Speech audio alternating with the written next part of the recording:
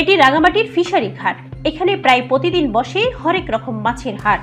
কাপ্তাই হ্রদ থেকে আহরিত এইসব মিঠা পানির মাছ বাজারজাত করতে এভাবে ব্যস্ত থাকেন মৎস্যজীবীরা।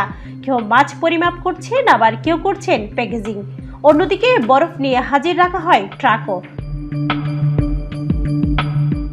রাজস্ব আদায়ের পর এসব ট্রাকে টনে টনে মাছ বাজারজাত করা হয় ঢাকা ও চট্টগ্রাম সহ দেশের বিভিন্ন জেলায়। টানা ৩ মাস বেকার থাকার পর ফিশারি ঘাটে কর্মসংস্থান হয়েছে প্রায় ২,০০০ মানুষের।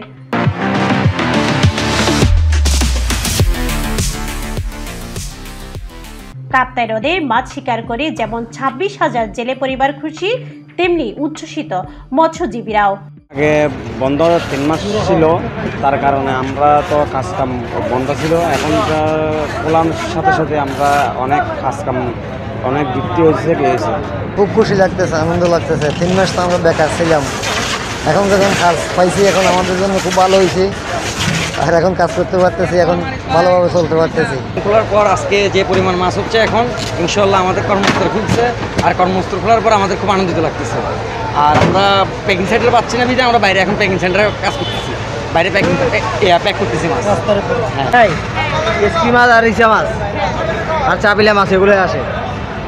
আবার জাতি মাছ আরও আসে না, আসতে দেরি আছে। এগুলো পানি বেশি তো, এই কারণে একটু মাছ কম আর কি।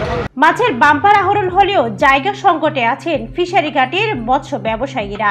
না, এছাড়া কোনো সমস্যা নাই। এখানে মাছ প্যাক করার জন্য যেমন ব্যবসায়ীদের আপত্তি আছে যে এখানে পর্যাপ্ত পরিমাণ সতর্ক থাকাকালীন পর্যাপ্ত পরিমাণ প্যাকেজিং সেন্টার নাই, সেজন্য রাস্তার উপরে মাছ প্যাক করতে হয়। 40 থেকে 45টা গাড়ি গেছে।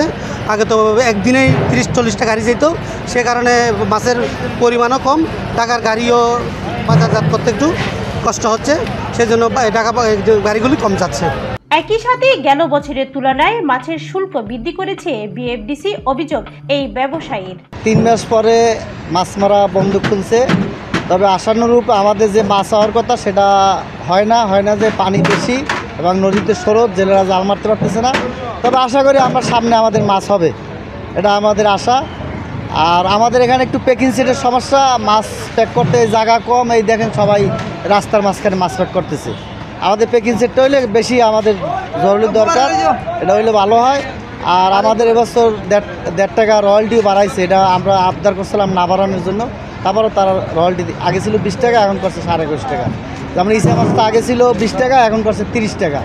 রাঙামাটি কাপ্তাই হ্রদে মাছ শিকারের প্রথম 1 সপ্তাহে আহরণ হয়েছে প্রায় 595 মেট্রিক টন, আর রাজস্ব আদায় হয়েছে 1,33 লাখ টাকা, যা গেল বছরের তুলনায় দ্বিগুণ বলছেন বিএফডিসি।